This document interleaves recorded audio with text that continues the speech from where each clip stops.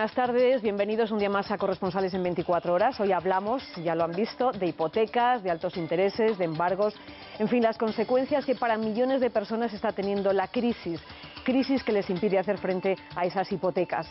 Vamos a conectar un día más a través de videoconferencia con nuestros corresponsales, ya los están viendo, para saber cómo se afronta esta situación también en sus países. Vamos a saludar ya, por tanto, hoy a Gemma García, que está en Nueva York, a David Picazo, que está en París, en Lisboa está con nosotros María Oña, en Roma Marisa Rodríguez y en Rabat, Marruecos, tenemos a Joan Marcé. Vamos ya con esa crónica, con esa ronda de corresponsales. Empezamos en Nueva York. Ahí nos decía Gemma García que las hipotecas basura, ya sabemos, concedidas a familias sin solvencia, ha estado entre las causas de la crisis mundial. Hay mucha gente que no puede hacer frente a las hipotecas. ¿Cómo se va a solventar esta situación, Gemma? Pues concretamente se calcula que 4 millones de personas podrían tener problemas para pagar la casa el próximo año, problemas que incluso conducirían al embargo. Así que el gobierno de Obama ha aprobado un plan que entra en vigor hoy mismo, un plan de 75.000 millones de dólares con el que pretende dos cosas. La primera, refinanciar las hipotecas. Los que tengan, por ejemplo, hipotecas con Fannie Mae y Freddie Mac, las dos firmas financieras que el gobierno, de alguna manera, de las que el gobierno se hizo cargo hace unos meses, los que tengan hipotecas con estas dos firmas podrán refinanciarlas. Y en ese caso el gobierno pagará a los prestamistas, a los que les hayan dejado el dinero, a esas dos firmas de alguna manera hechas públicas, les darán $1.000 a los prestamistas que refinancien todas esas hipotecas. Hablamos de entre 4 y 5 millones de hipotecas que se pueden refinanciar con este plan. Y el segundo punto del plan de Obama es evitar los embargos. El gobierno ayudará a las familias a pagar las hipotecas para que no superen en ningún caso el 31% de sus ingresos. Hablamos de ayudas que pueden incluir a 9 millones de familias. Vamos a ver también cómo está la situación en Francia. Hay miles de hipotecados, asfixiados y con miedo al embargo, como en España y también como en Estados Unidos, nos decía Gemma. David.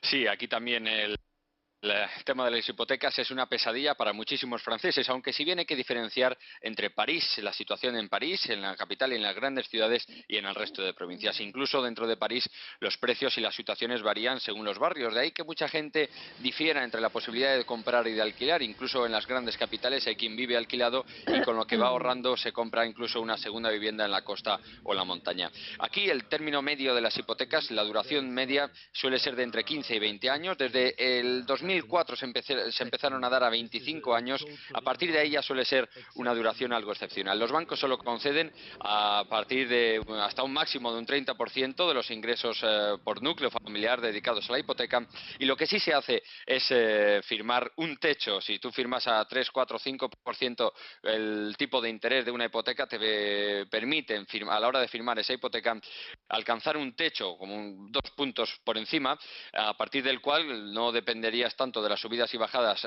del Euribor para poder asegurarte un techo máximo a la hora de pagar, como digo, esa hipoteca. Lo que sí que hemos sabido es que a partir de la crisis económica, a partir de hace un año para atrás, lo que sí que han bajado, nos han escapado, es el precio de los pisos. Han llegado a bajar hasta un 10% y también eso ha afectado al precio de las viviendas nuevas, que también, además de bajar este 10%, han disminuido el número de las ventas. Han bajado en torno a la mitad del número de ventas. Si se vendían en diciembre de 2008 28.000 viviendas nuevas en Francia, ahora mismo están en 14.000. Situación, por tanto, parecida a la que contábamos, David, estamos viviendo en España. Vamos a ver cómo hacen frente a los portugueses a sus hipotecas también en tiempos de crisis y de altas cotas de desempleo. Lisboa, María Oña.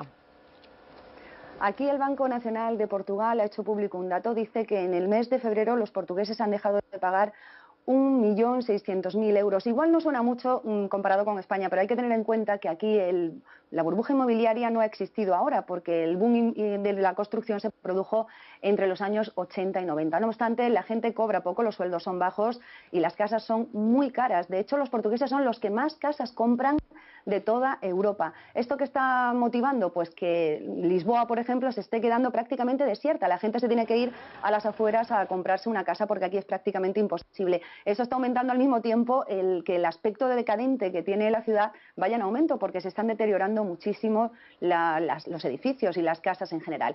El gobierno no está de momento ayudando. Hay una institución que se llama ADECO, que es privada, que recibe una subvención estatal y que es la que se está encargando de atender a esas familias que, como decía al principio, se han duplicado en estos últimos meses.